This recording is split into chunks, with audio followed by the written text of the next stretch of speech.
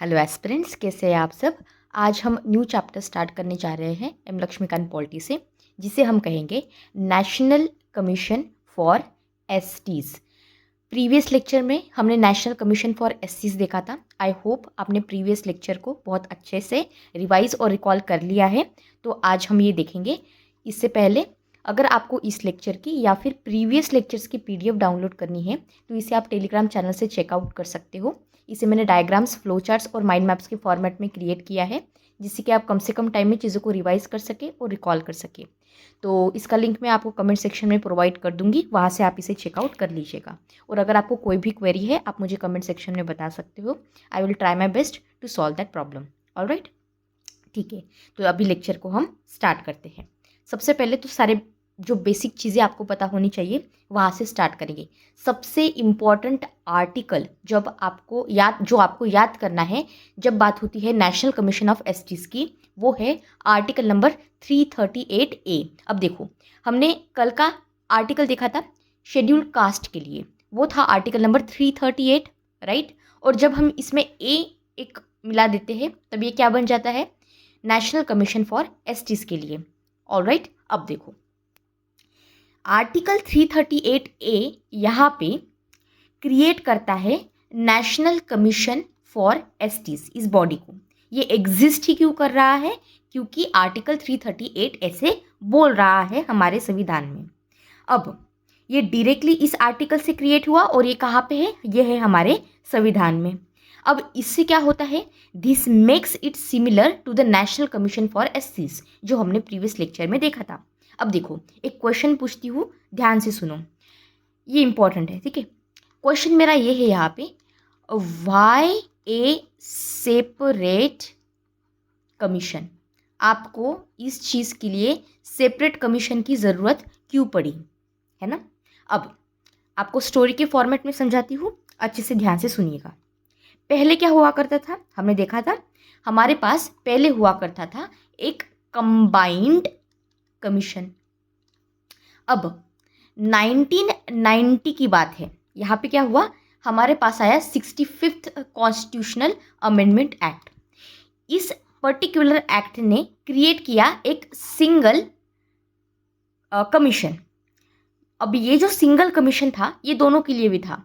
ये single commission यहाँ पे जो हमने क्रिएट किया 65th कॉन्स्टिट्यूशनल अमेंडमेंट एक्ट से, ये एससीज़ के लिए भी था और एसटीज़ के लिए भी था। और ये दोनों भी हमने एस्टैब्लिश किए थे आर्टिकल नंबर 338 के अंडर। अब इसका काम ये था कि ये मॉनिटर करते थे कि जो सेफगार्ड्स प्रोवाइड किए गए हैं एससीज़ और एसटीज़ के लिए, ये ठीक से काम कर रहे हैं कि नहीं कर रहे हैं। इतना आपको समझ में आ गया है, वेरी गुड। अब एसटीज़ की जब हम बात करते हैं तब ये कंप्लीटली डिफरेंट हो जाता है। जो हमने ये सेपरेट बॉडी क्रिएट की है वो कैसे, देखो, जो हमारे एसटीज़ है शेड्यूल्ड ट्राइब, ये ज्योग्राफिकली और कल्चरली डिफरेंट होते हैं एससी से। ये बहुत इंपॉर्टेंट पॉइंट है। सिंपल लग रहा होगा लेकिन इंपॉर्टेंट है। मैंने क्या कीवर्ड यूज़ किया, देखो, सारा खेल यहाँ पे कीवर्ड्स का होता है, आपको कीवर्ड्स के साथ खेलना है। कीवर्ड यहाँ पे ये है कि जो एसटी कम्युनिटी है हमारी शेड्यूल्ड ट्राइब, ये एससी से ज्योग्राफी के टर्म में, ठीक है, ज्योग्राफिकली और कल्चरली अलग होती है। तो ये हो गए हमारे दो कीवर्ड्स, है ना। और इसी वजह से अब ये तो दो मेन प्रॉब्लम हो गई, और बाकी की भी चीज़ें जो हम डिस्कस करेंगे। तो इससे हम ये कंक्लूड कर सकते हैं कि एसटी कम्युनिटी की जो प्रॉब्लम है ये डिफरेंट है। इतना तो आपने समझ लिया, ठीक है। अब 1990 का देख लिया, अब हम समझते हैं कि 1999 में क्या हुआ था। 1999 में बात होती है मिनिस्ट्री ऑफ ट्राइबल अफेयर्स की। अब ये जो हमारी मिनिस्ट्री ऑफ ट्राइबल अफेयर्स है, इसका हो गया क्रिएशन 1999 में। अब देखो, आपको ईयर्स ऐसे एज इट इज़ याद नहीं करने हैं, बट एक रफ आइडिया आपको पता होना चाहिए। अब इसने क्या किया, मिनिस्ट्री ऑफ ट्राइबल अफेयर्स ने, it is created to give the focused attention for the STs. नाम में ही लिखा हुआ है मिनिस्ट्री ऑफ ट्राइबल अफेयर्स है। हम फोकस करेंगे एसटीज़ के वेलफेयर के लिए। हमें एसटीज़ का वेलफेयर सबसे इम्पॉर्टेंट है, राइट। अब जो एग्जिस्टिंग मिनिस्ट्री थी, मिनिस्ट्री ऑफ सोशल जस्टिस, आपको पता है ministry of social justice, this particular ministry could not handle both SCB और STB, बहुत ज़्यादा इनके ऊपर लोड आ रहा था और इसलिए जो इनकी इश्यूज हुआ करते थे इससे ये इफेक्टिवली डील नहीं कर पा रहे थे। तो हमारी मिनिस्ट्री ऑफ ट्राइबल अफेयर्स ने ये प्रॉब्लम सॉल्व कर दी। इतना भी आपको समझ में आ गया है, वेरी गुड। अब हम फिर से डिस्कस करते हैं कि need for the separate ST commission की हमें सेपरेट नीड क्यों पड़ी है वो।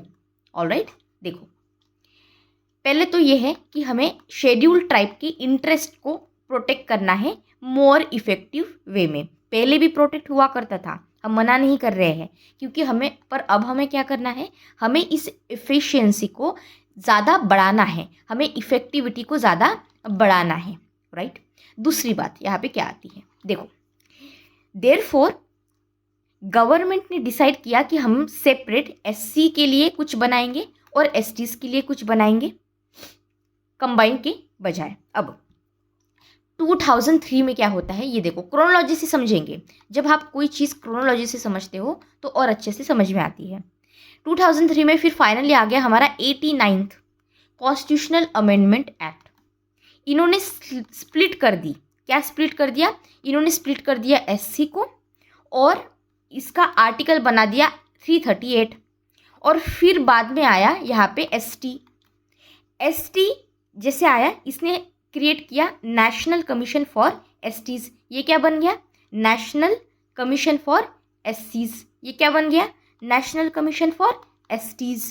और फिर यहाँ पे आर्टिकल आ गया 338A।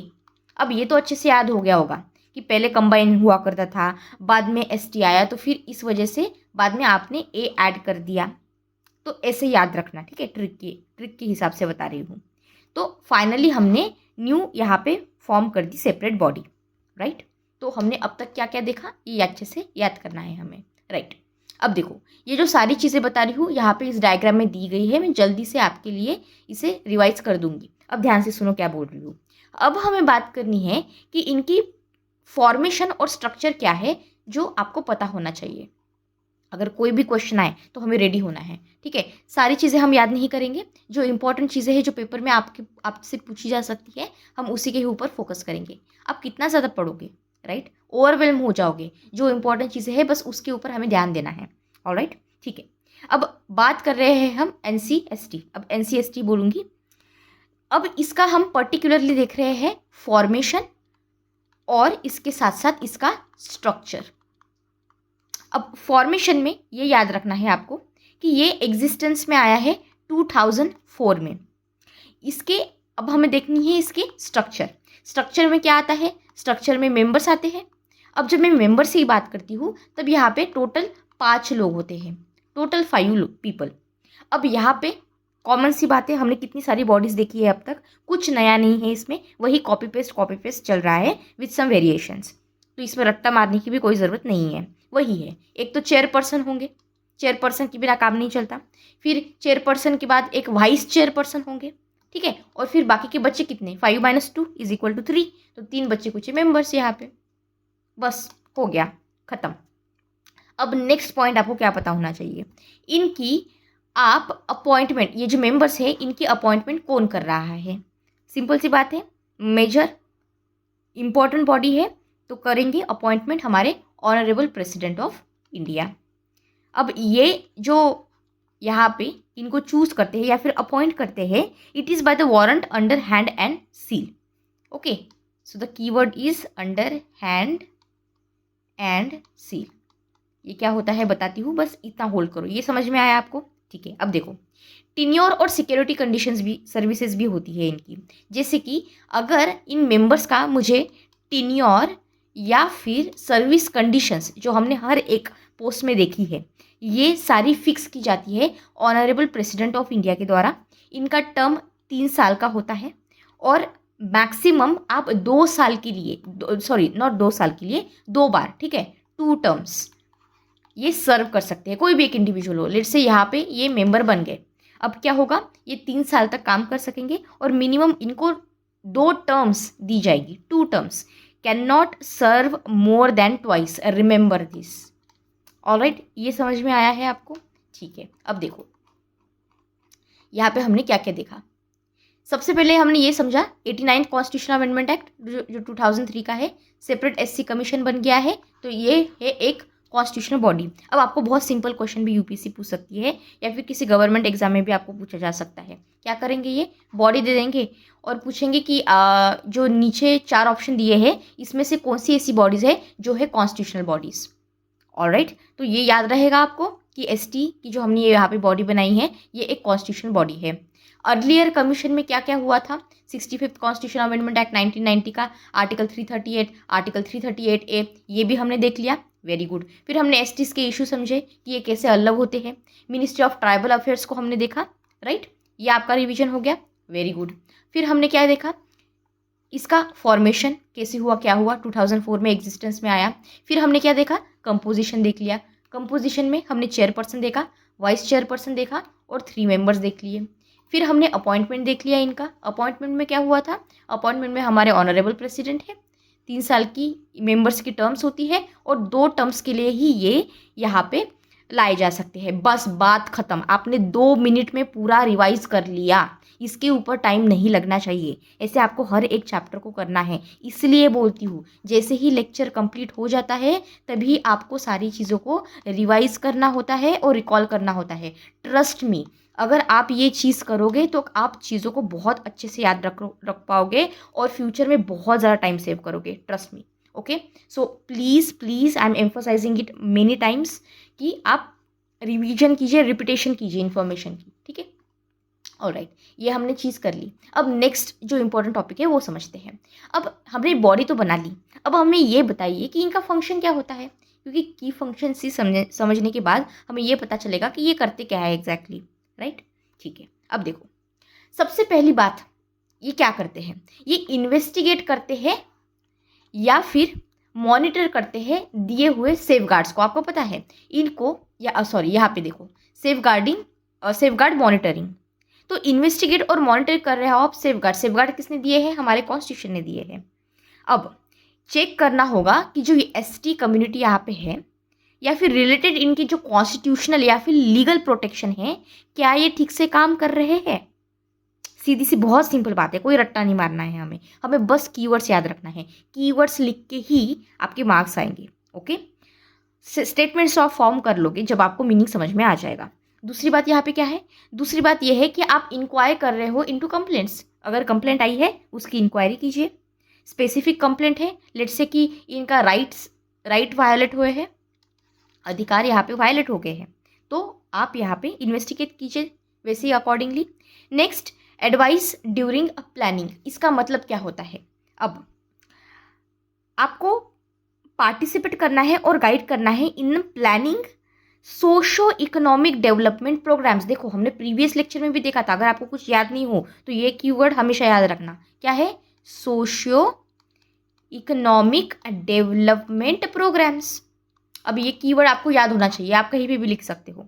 So what do we want participation plus we want to guide in planning socio economic development programmes, किसके लिए, एसटीज के लिए, सीधी सी बात है। तो ये हो गया प्लानिंग और इवैल्यूएशन का प्रोसेस। फिर बात आती है, आपको ये सारी चीज़ आप कर रहे हो, फिर हमें डेटा चाहिए होगा, तो हम रिपोर्ट भी पेश करेंगे। किसे रिपोर्ट पेश की जाएगी, हमारे ऑनरेबल प्रेसिडेंट ऑफ इंडिया को। तो ये एनुअल रिपोर्ट्स देंगे, ठीक है, यहाँ पे एनुअली रिपोर्ट्स दी जाती है। इसके साथ साथ बाकी की भी रिपोर्ट्स होती है, अगर ज़रूरत पड़े तो टाइम के हिसाब से, सिचुएशन के हिसाब से यहाँ पे ये सारी चीज़ें की जाती है। बस ये मोटे मोटे तौर पे याद रखना है on the safeguard performance obviously. फिर नेक्स्ट बात आती है कि आप रिकमेंड करो अगर कोई चीज़ों की ज़रूरत हो तो, जैसे कि आप सजेस्ट करो यूनियन या फिर स्टेट गवर्नमेंट को कि उनको क्या करना चाहिए, सो दैट हम एसटी कम्युनिटीज़ का सेफगार्ड, इनका प्रोटेक्शन, इनका वेलफेयर, ठीक है, इनका सोशो इकोनॉमिक डेवलपमेंट ठीक से कर सके। देखो वही कीवर्ड है, घुमा फिरा के हम वही लिख रहे हैं। ये कीवर्ड जेनरिक लग रहे होंगे आपको, लेकिन जब आपकी लिखने की बात आती है तब बस ये कीवर्ड आपको पता होनी चाहिए। देखो क्या बोला मैंने, हम एसटी कम्युनिटी की बात कर रहे हैं, घुमा फिरा के वही चीज़ें आ रही है। हमें इनकी सेफगार्ड्स जो प्रोवाइड किए गए हैं, फिर इसमें लीगल चीज़ें आ गई, बाकी की सारी चीज़ें आ गई, राइट्स वगैरह, तो इनके सेफगार्ड्स हमें प्रोटेक्ट करने हैं। हमें इन्हें प्रोटेक्शन प्रोवाइड हमने कर दिया, हमें यहाँ पे इनका वेलफेयर करना है। और नेक्स्ट कीवर्ड मैंने क्या बताया आपको, सोशो इकोनॉमिक डेवलपमेंट, किसकी, एसटीज की, बस वही है, राइट। और जो बाकी के फंक्शन है, अदर फंक्शंस इसमें यहाँ पे कवर हो जाते हैं। एक्स्ट्रा जो हमारे ऑनरेबल प्रेसिडेंट ऑफ इंडिया को लगता है कि हाँ इस एडिशनल चीज़ की भी ज़रूरत है, तो फिर ये भी चीज़ें की जाती हैं। अब देखो बाकी के फंक्शंस भी देख लेते हैं, यहाँ पे एक्स्ट्रा दिए गए हैं। 2005 की बात है ये हमारे ऑनरेबल प्रेसिडेंट ऑफ इंडिया के द्वारा ऐड किए गए थे। अब ये जो है these are specifically assign tasks, ठीक है। और ये जो टास्क्स है जो स्पेशली आपने असाइन किए हैं, ये है वही सेम वही कीवर्ड्स है, protection, welfare, socio economic development, है ना, ठीक है। अब सबसे पहली बात हमें अब देखो ये सारी चीज़ें याद रखते टाइम पे आपको इमेजिन करना है, आपको विजुअलाइज करना है ट्राइबल लोगों को, ठीक है। अब इनकी प्रॉब्लम्स, इनकी चीज़ें विजुअलाइज करो। ये कहाँ पे रहते हैं, फॉरेस्ट एरिया में रहते हैं, तो इनको अधिकार होना चाहिए फॉरेस्ट के रिलेटेड, सीधी सी बात है। तो ownership of minor forest produce ऐसा आप कह सकते हो, ठीक है। सो फॉरेस्ट प्रोड्यूस ओनरशिप, कुछ भी बोल लीजिए। ये हेल्प करेगा एसटी कम्युनिटीज़ को जो फॉरेस्ट में रहते हैं, इनको ओनरशिप मिल सके। ओनरशिप राइट्स की यहाँ पे बात चल रही है, ठीक है। अब ये ओनरशिप राइट्स आपने बहुत बार पढ़ा होगा, अपने एनवायरनमेंट में भी पढ़ा होगा। तो इनके राइट्स किसके ऊपर, जैसे कि बैम्बू होता है तो बैम्बू, या फिर टेंडू लीव्स के बारे में आपने पढ़ा है, तो ऐसे एग्जाम्पल्स आप लिख सकते हो छोटे छोटे, तो बैम्बू या फिर tendu leaves etcetera. Safe guards right over the natural resources, कैसे नेचुरल रिसोर्सेज, जैसे कि हमें इंश्योर करना है कि ट्राइबल कम्युनिटीज़ के पास मिनरल्स अगर वहाँ पे अवेलेबल है उनके ऊपर राइट हो, इसके साथ साथ वाटर के ऊपर राइट हो, बाकी के रिसोर्सेज के ऊपर उनका राइट हो। अब देखो अच्छा ये सब सारी है चीज़ें हैं, it is as per the law. अब देखो ये लोग एक्सप्लॉयटेशन नहीं करते हैं एज़ कम्पेयर टू जब आप बाकी के कमर्शियल लोगों को देखते हो, ये प्रोटेक्ट करते हैं फॉरेस्ट को, ये यहाँ पे रह रहे हैं हमेशा से, ये लोग एक्सप्लॉयटेशन नहीं करते हैं। हमने फॉरेस्ट प्रोड्यूस की ओनरशिप देख ली, हमने रिसोर्सेज के राइट्स के ऊपर बात कर ली, और नेक्स्ट हम ये देख रहे हैं इम्प्रूविंग द लाइवलीहुड। इसका मतलब क्या हुआ आपको पता है, जो ट्राइबल लोग होते हैं इनकी लाइवलीहुड डिपेंड करती है फॉरेस्ट के ऊपर, और वहाँ से जो प्रोडक्ट आते हैं उसके ऊपर, है ना। तो हमें इस तरह से काम करना है जिससे कि इनका इनकम इम्प्रूव हो सके यहाँ पे, और इसके साथ साथ जो इनकी लाइवलीहुड के ऑप्शंस है ये भी इम्प्रूव हो सके। समझ में आया। फिर बात आती है इम्प्रूविंग द रिलीफ और रिहैबिलिटेशन। रिलीफ और रिहैबिलिटेशन का मतलब यहाँ पे क्या हुआ, देखो डेवलपमेंट प्रोडक्ट यहाँ पे आ गया है, ठीक है। अब लेट्स से कि ज़रूरत पड़ी है कि इनको डिस्प्लेस करना पड़ रहा है, तो हमने डेवलपमेंट प्रोडक्ट लाया, कुछ भी हो सकता है, डैम कंस्ट्रक्शन एक्सेट्रा एक्सेट्रा। अब इस वजह से इनको मूव करना पड़ रहा है, तो हमें इंश्योर करना होगा कि इनको कोई प्रॉब्लम ना हो, तो हम इससे रिलीफ इनको प्रोवाइड करेंगे, इनका रीसेटलमेंट अच्छे से करेंगे, इनका रिहैबिलिटेशन प्रॉपरली करेंगे। ये हमारी एटमोस्ट यहाँ पे प्रायोरिटी होगी। इसके बाद आता है प्रिवेंटिंग लैंड एलिएशन। एलिएशन देखो कीवर्ड ही सारी चीज़ें बता रहा है, आ गया प्रिवेंटिंग द लैंड एलिएनेशन। ये क्या करेगा, prevent land alienation plus rehabilitate the affected individuals. Next बात आती है ट्राइबल इन्वॉल्वमेंट की। अब इसका मतलब क्या हुआ ये समझो, इंकरेज करते हैं ट्राइबल जो कम्युनिटी है इनका कोऑपरेशन। किस लिए, देखो जो ट्राइबल कम्युनिटी होती है ये एक्सप्लॉइट नहीं करती, जैसे आप जनरली देखते हो जब कोई कंपनी होती है या फिर कमर्शियल प्रॉफिट्स के लिए बहुत बार मतलब हमेशा ही यहाँ पे एक्सप्लॉइटेशन किया जाता है। लेकिन जब हम शेड्यूल ट्राइबल कम्युनिटी की बात करते हैं तब ये खुद ही फॉरेस्ट को प्रोटेक्ट करते हैं, ठीक है।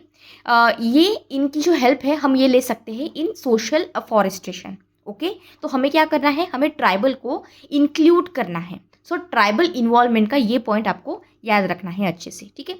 नेक्स्ट पॉइंट यहाँ पे समझो, यहाँ पे हमें इंश्योर करना है फुल इम्प्लीमेंटेशन ऑफ पेसा। अब हमने पेसा का एक्ट बहुत अच्छे से देखा था प्रीवियस लेक्चर्स में, राइट। तो पेसा को अच्छे से जल्दी से बताइए कौन सा ईयर था, मेरे साथ याद कीजिए। It was the act of 1996। I hope आप सबको याद आ गया होगा। तो हमें इंश्योर करना है कि जो पेसा की प्रोविजंस है ये सारी प्रॉपरली इम्प्लीमेंट हो जाए शेड्यूल्ड एरिया में, ये एक बात है। फिर हमें रिड्यूस करना है शिफ्टिंग कल्टीवेशन। अब देखो, हमें कुछ ऐसे स्टेप्स लेने हैं जिससे कि हम रिड्यूस कर सके या फिर एलिमिनेट कर सके शिफ्टिंग कल्टीवेशन। जैसे कि आपने जूम कल्टीवेशन के बारे में पढ़ा होगा, राइट? मुझे कमेंट सेक्शन में बताइए कि जूम कल्टीवेशन क्या होता है। यही एक एग्जाम्पल है शिफ्टिंग कल्टीवेशन का। सो हम क्या करेंगे, इसे रिड्यूस करने की या फिर एलिमिनेट करने की कोशिश करेंगे इस प्रैक्टिस को। ऑलराइट, ये आपको समझ में आ गया है? ओके, अब नेक्स्ट पॉइंट देखो, यहाँ पे दिया गया है रिपोर्टिंग फ्लो चार्ट। अब यहाँ पे इसका मतलब क्या हुआ, देखो आपको मैंने पहले ही बताया था कि एक एनुअल रिपोर्ट यहाँ पे सबमिट की जाती है। किसे सबमिट की जाती है? ये सबमिट की जाती है हमारे ऑनरेबल प्रेसिडेंट ऑफ इंडिया को। तो जो कमीशन होता है ये एक तो रिपोर्ट देता ही है हर एक साल हमारे ऑनरेबल प्रेसिडेंट ऑफ इंडिया को। अब मैंने आपको इसके साथ एक बात बताई थी जिसमें मैंने आपको कहा था कि कुछ बाकी के रिपोर्ट्स भी प्रोवाइड किए जाते हैं, जैसे कि ये एडिशनल रिपोर्ट्स भी जब भी ज़रूरत हो तब प्रेसिडेंट यहाँ पे पूछ सकते हैं और यहाँ पे इन्हें इस चीज़ को प्रोवाइड करना होता है अगर नेसेसरी हो तो। Next, what the president does with the report. इनके पास लेट्स से अब ये रिपोर्ट आगे जो कमीशन ने सेंड की इनके पूछने के ऊपर या फिर जो एनुअल रिपोर्ट हमेशा पेश करते हैं वो, जैसे ही हमारे ऑनरेबल प्रेसिडेंट के पास रिपोर्ट आ जाती है तब ये पेश करते हैं इसे पार्लियामेंट के सामने। So it is must from the president side कि वो यहाँ पे इस रिपोर्ट को पेश करे पार्लियामेंट के सामने। सो अलोंग विद दिस आपको ये बात समझनी है कि हमारे ऑनरेबल प्रेसिडेंट ऑफ इंडिया इस रिपोर्ट के साथ अटैच करते हैं एक मेमोरेंडम, ठीक है, जो एक्सप्लेन करता है। अब देखो यहाँ पे ये जो मेमोरेंडम आपने अटैच किया है ये एक्सप्रेस कर रहा है उस मेमोरेंडम में कि इन्होंने किस तरह के एक्शंस लिए हैं, व्हाट एक्शंस जो कमीशन ने रिपोर्ट में बताए हैं। आपको पता है रिपोर्ट में क्या दिया होगा, रिपोर्ट में रिकमेंडेशंस दी होगी कमीशन ने। अब आपने रिपोर्ट सबमिट कर दी तो उसका कुछ फ़ायदा भी तो होना चाहिए। अगर आपने रिकमेंडेशन दिया है उसका इम्प्लीमेंटेशन तो होना चाहिए, तभी तो इम्प्रूवमेंट आएगी, तभी तो चेंज आएगा। इतना आपको समझ में आया? तो ये कब होगा पॉसिबल? ये तभी पॉसिबल होगा जब आप एक्शन लोगे। तो action is extremely important over here. तो ये एक बात होगी। और लेट्स से कि इन्होंने कमीशन ने हाइपोथेटिकली स्पीकिंग 12 यहाँ पे रिकमेंडेशंस दी थी, तो ज़रूरी नहीं है कि सारी की सारी रिकमेंडेशंस यहाँ पे एक्सेप्ट की जाएगी, क्योंकि जो रिकमेंडेशंस होती है ये बाइंडिंग नहीं है। तो अगर कोई रिकमेंडेशन ऐसी है जो एक्सेप्ट नहीं की गई है आगे एप्लीकेशन में, तो यहाँ पे बताया जाएगा कि क्यों इन्होंने इस रिकमेंडेशन को, पर्टिकुलर रिकमेंडेशन को एक्सेप्ट नहीं किया है। सिंपल सी बात है, ये हमने कल भी देखा था, राइट? अब देखो कुछ स्टेट रिलेटेड रिपोर्ट्स होती है। यहाँ पे हमने एनुअल रिपोर्ट का देख लिया जो प्रेसिडेंट के पास गई, फिर पार्लियामेंट के सामने इन्होंने पेश किया और फाइनली इन्होंने यहाँ पे एक्शन वगैरह ली, मेमो के थ्रू इन्होंने बता दिया। फिर बात आती है स्टेट रिलेटेड रिपोर्ट की। यहाँ पे क्या हो रहा है, जो रिपोर्ट होती है ये स्टेट के रिलेटेड होती है, नाम में ही दिया गया है। ये भी हम ऑनरेबल प्रेसिडेंट ऑफ इंडिया को पेश करते हैं। और यहाँ पे जब स्टेट की बात आती है तब गवर्नर का रोल आ जाता है। तो याद रखना, जब स्टेट रिपोर्ट की बात आएगी तब गवर्नर का रोल आ जाएगा। गवर्नर यहाँ पे प्लेस करेंगे इस रिपोर्ट को स्टेट लेजिस्लेचर में। प्रेसिडेंट ने किसको दिया? पार्लियामेंट को दिया। गवर्नर किसे पेश करेंगे? स्टेट लेजिस्लेचर को पेश करेंगे। सिंपल सी बात है, राइट? फिर गवर्नर यहाँ पे अटैच करेंगे सिमिलर वे में मेमो, और मेमो यहाँ पे अटैच करेंगे। इसमें वही सिंपल चीज़ें सेम टू सेम वही दी गई है कि यहाँ पे क्या एक्शन लेना है। तो ये एक कॉमन पॉइंट। और अगर आपने किसी एक रिकमेंडेशन को एक्सेप्ट नहीं किया है तो उसके कारण क्या रहे थे, बस वही है। हो गया? इतना समझ में आ गया? तो यहाँ पे ये टेबल देखते ही सारी चीज़ें आपको 1 मिनट के अंदर अंदर रिवाइज करनी है। ओके, ठीक है। अब देखते हैं कि कमीशन की पावर यहाँ पे क्या दी गई है। बहुत ही सिंपल है, रट्टा कहीं पे भी नहीं मारेंगे हम यहाँ पे। देखो, सबसे पहली बात, हम रेगुलेट करेंगे अपनी खुद की प्रोसीजर को। अपने आप को खुद को रेगुलेट करना मतलब एक तरह से पावर होती है। ये आपके ऊपर भी लागू होता है। अगर आप अपने आप को अच्छे से रेगुलेट कर पा रहे हो, रेगुलेशन में क्या चीज़ें आएगी? अपने खुद के इमोशंस को रेगुलेट करना, एक एग्जाम्पल हुआ, राइट। तो यहाँ पे भी आप ऐसे रिलेट कर सकते हो कि जब हम कमीशन की पावर की बात करते हैं तब यहाँ पे इनके पास है खुद को रेगुलेट करने की पावर। सो ये एक हो गया। मतलब क्या हुआ कि जो कमीशन होगा ये फ्री होगा डिसाइड करने के लिए कि how it will conduct itself in a work. Simple सी बात है। नेक्स्ट बात आती है यहाँ पे power similar to the civil courts, यानी कि अगर आप इन्वेस्टिगेशन कर रहे हो या फिर इंक्वायरी कर रहे हो किसी कंप्लेंट की, तो आप जो कमीशन है आपके पास इस तरह की पावर है जो कि सिमिलर है हमारे सिविल कोर्ट्स के जैसे। तो इसका मतलब ये हुआ कि अगर आप चाहो तो लोगों को समन कर सकते हो, summon any person from anywhere in India, और उनकी ओथ को एग्जामिन कर सकते हो। आप पूछ सकते हो डिस्कवरी अगर कोई हुई है, प्रोडक्शन अगर किसी डॉक्यूमेंट की ज़रूरत हो तो इसके लिए भी आप पूछ सकते हो। तो summoning people is one of the power. Documents की अगर ज़रूरत हो तो इसको पूछने की भी आपकी पावर है। इसके साथ साथ अगर आपको कहीं पे ज़रूरत लगती है तो आप एविडेंस के लिए भी पूछ सकते हो वाया एफिडेविट। इसके साथ साथ आप कोर्ट या फिर ऑफिस को पूछ सकते हो कि मुझे पब्लिक रिकॉर्ड्स चाहिए, तो पब्लिक रिकॉर्ड्स के लिए भी यहाँ पे रिक्वेस्ट की जा सकती है।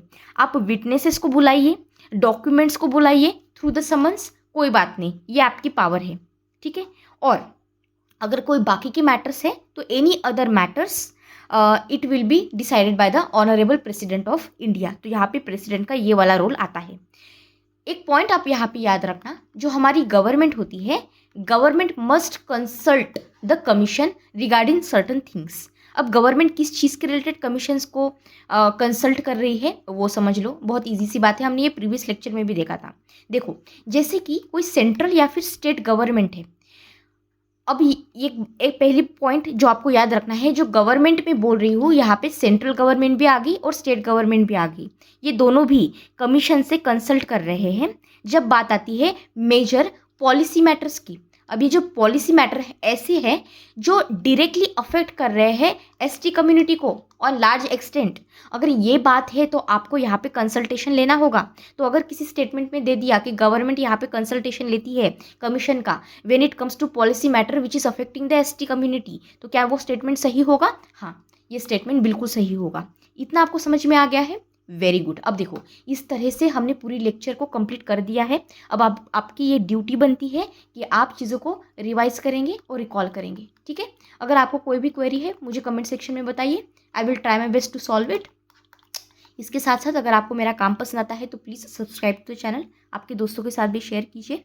और अगर आपको आज का लेक्चर अच्छा लगा हो तो लाइक कीजिए, जिससे मेरा भी मोटिवेशन बढ़े। तब तक के लिए अच्छे से पढ़ाई करते रहिए। Thank you so much and God bless you all.